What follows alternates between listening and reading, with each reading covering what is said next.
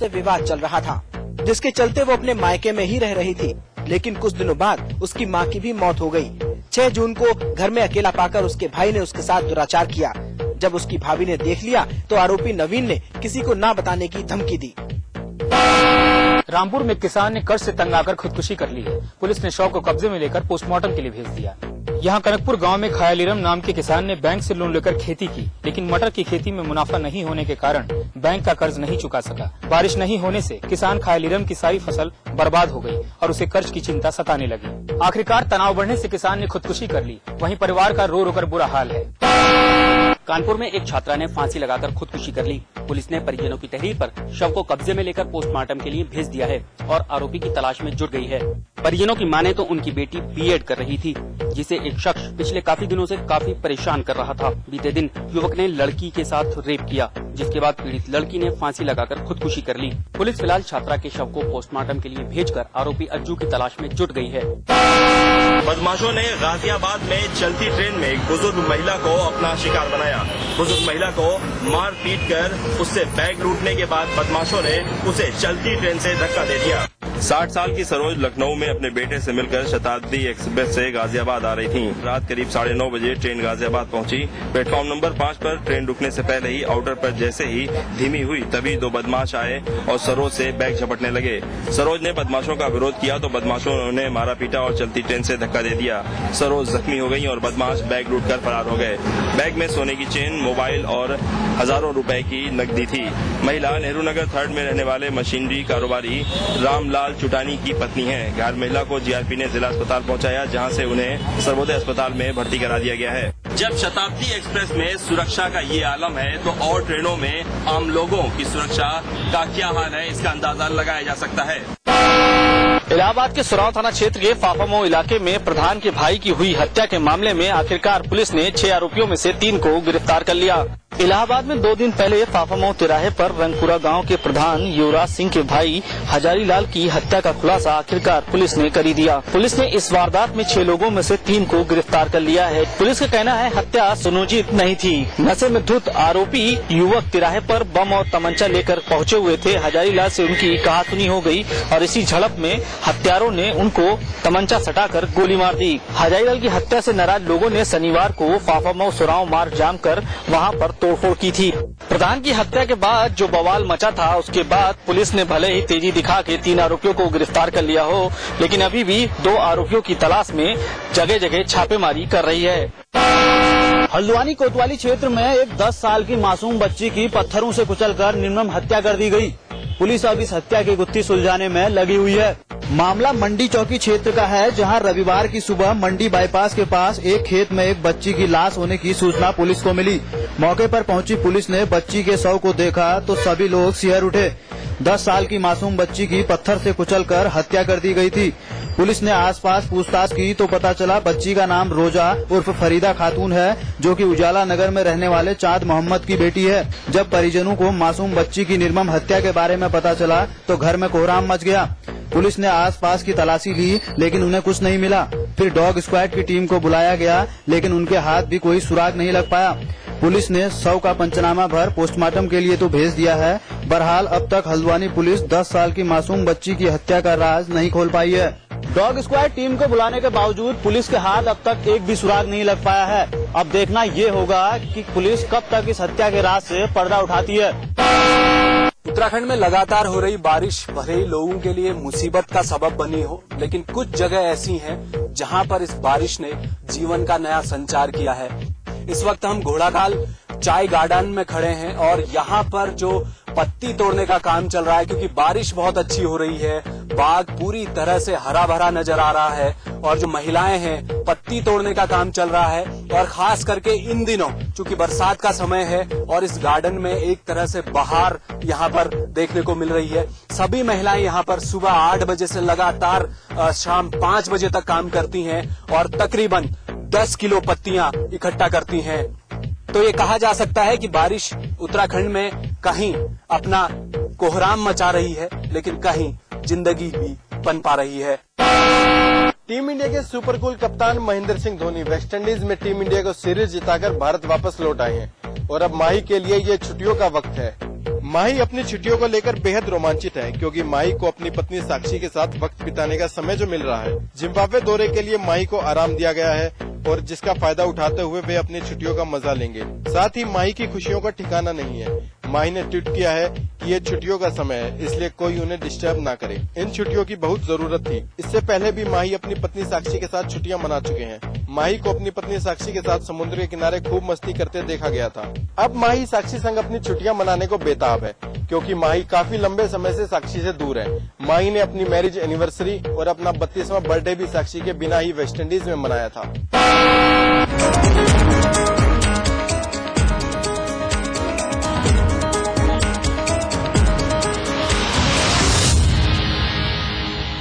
JB Institute of Technology, Dehradun, the best institute of engineering with best faculty and good infrastructure. JB Institute of Technology, inspiring minds, transforming lives. And at 72 Chakrata Road, Dehradun. Ajli kya? My love of my life. Julie. उंगली खुजली ने plan बनाया quickly और pipe दबाया quietly. Refreshing mini गम। आजली क्या? आसान नहीं है, आसान नहीं।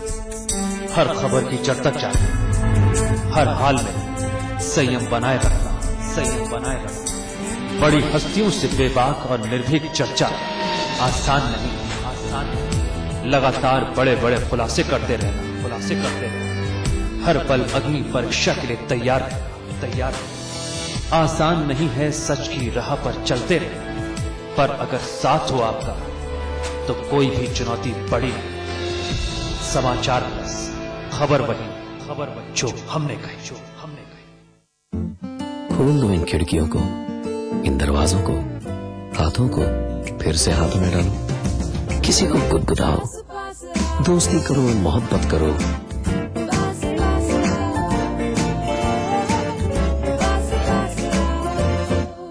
गले मिलो, आंख मिलाओ, किसी को अपना बनाओ। ताया ताई, मौसा मौसी, सबसे प्यार करो। रहो हमेशा पास पास। शाम शरीफ के दरबारों वाले, राह चलते चमत्कारों वाले, वीरों की ललकारों वाले, रंग बिरंगे शहरों वाले, लोकगीत और महलों वाले, रेत के टीलों ऊंटों वाले, रंगीलो राजस्थान में खबरों की दुनिया को करने आबाद। आ गया है समाचार प्लस राजस्थान, खबर वही जो हमने कही। स्वाद बड़ी चीज है, स्वाद से बढ़कर कुछ नहीं। तुलसी सादा पान मसाला।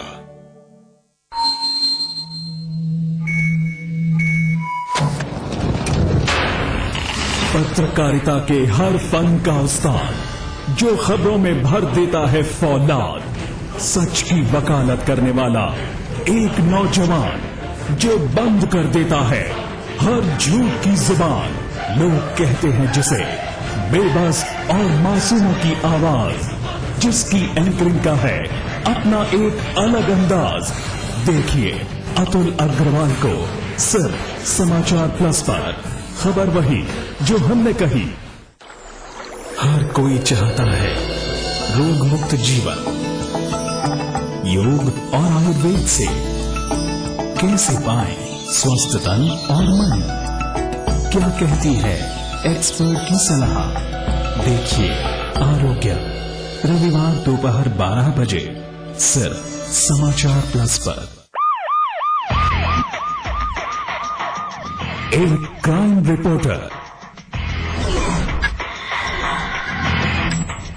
जो जुर्म की दुनिया पर बरपाता है कहर। कानून के हाथ मजबूत करता है, जिसका हर खुलासा जो बखूबी समझता है सबूतों और सुरागों की भाषा। उसका सिर्फ एक ही है मकसद, हर गुनहगार को हो जेल। देखिए प्रवीण साहनी को सिर्फ समाचार प्लस पर। खबर वही जो हमने कही। जंग का एक मैदान, जहां होगी सवालों की सख्त घेराबंदी, तथ्य और आंकड़े करेंगे निगरानी, झूठ बढ़ा देगा जवाब देने वाले की परेशानी, तर्क तोड़ देगा जुबान पर लगे ताले, दिल का भेद निकाल लाएंगे सच के नुकीले भाले। देखिए अमिताभ अग्निहोत्री के साथ चक्रव्यूह, शनिवार रात 8:30 बजे और रविवार सुबह 10:30 बजे सिर्फ समाचार प्लस पर। यूपी की कानून व्यवस्था को लेकर मायावती ने साधा निशाना, अखिलेश सरकार को बर्खास्त करने की उठाई मांग, कहा यूपी में लागू किया जाए राष्ट्रपति शासन।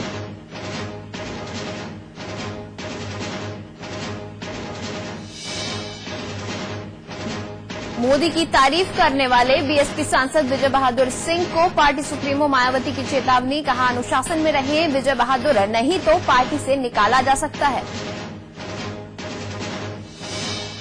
जातिगत राजनीति से नाराज बीएसपी सांसद विजय बहादुर का एक और विवादित बयान, संपूर्णानंद के बाद यूपी में जातिवादी देवता ही करेंगे राज। अमरोहा में हुए दर्दनाक सड़क हादसे में 5 लोगों की मौत, 13 घायलों में 8 की हालत गंभीर है। सीएम अखिलेश ने जताया हादसे पर शोक।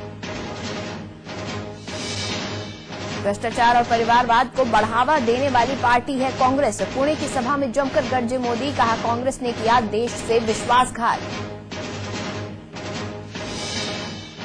उत्तराखंड सरकार ने आपदा की चुनौतियों से निपटने के लिए की सर्वदलीय बैठक, सभी राजनीतिक दलों ने पीड़ितों के पुनर्वास पर दिया जोर। इलाहाबाद के एक अस्पताल में आईसीयू में भर्ती मरीज के साथ डॉक्टर ने की छेड़खानी, परिजनों के विरोध करने पर डॉक्टर और कर्मचारियों ने की मारपीट, पुलिस ने गंभीर धाराओं में दर्ज किया मामला।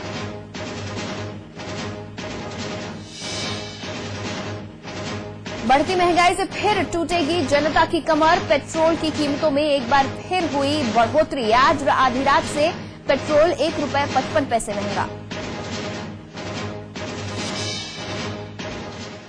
इतना दुखी हूँ उनकी उससे कि मुझे बोल ही नहीं निकल पा रहा। मेरा सौभाग्य वो हमारे इस इलाके से के निवासी रहे। वे हरदिल अजीज थे, बहुत अच्छे अभिनेता थे और उनकी सभी फिल्मों में उनकी एक अलग छाप थी।